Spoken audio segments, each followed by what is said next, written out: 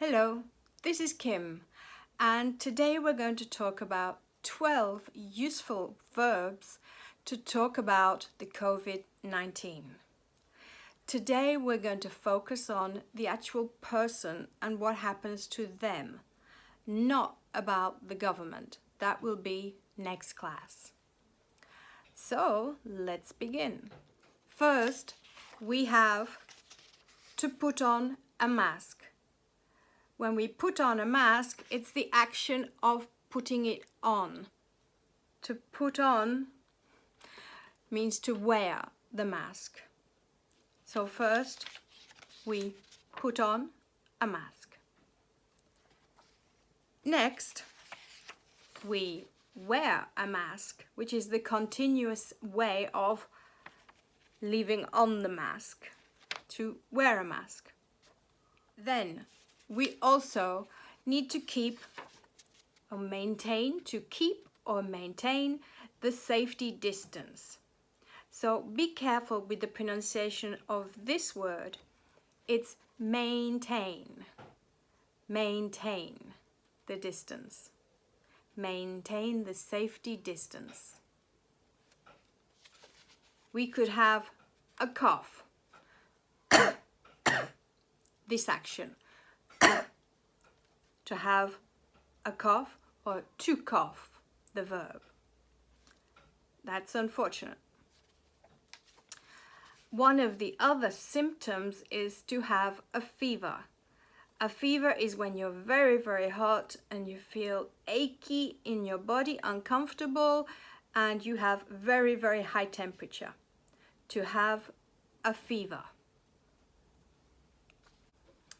If you have a cough and a fever, you have the symptoms. The symptoms are the list of things which show you have an illness or a virus, etc. Look at the spelling, which is different to Spanish, for example. Symptoms. Symptoms.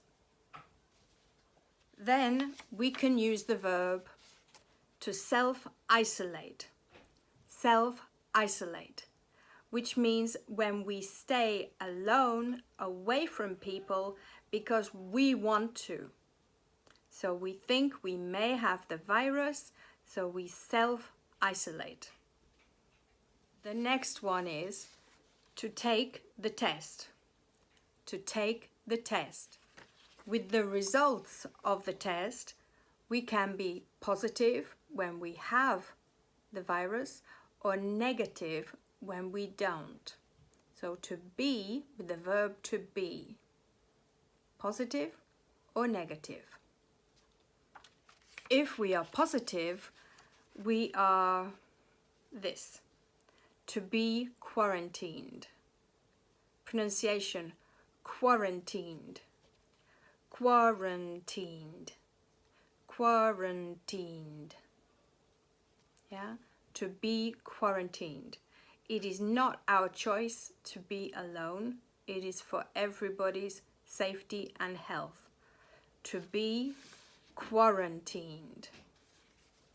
If you get worse, then the verb again is to be with the ed ending. So we are with the verb to be hospitalized. To be hospitalized. Hospitalized. 4 syllables. Hospitalized. Okay? To be hospitalized, which obviously means you are put in hospital for treatment. In a good case, which we hope, so fingers crossed, you become better. So we have 3 ways of saying you become better. Obviously, to get better, yes. For example, she is getting better, she is improving. To get better. The next one, to recover, which means you pass the illness and you get better. To recover. And then we have a phrasal verb, which is also with the same meaning. Yeah?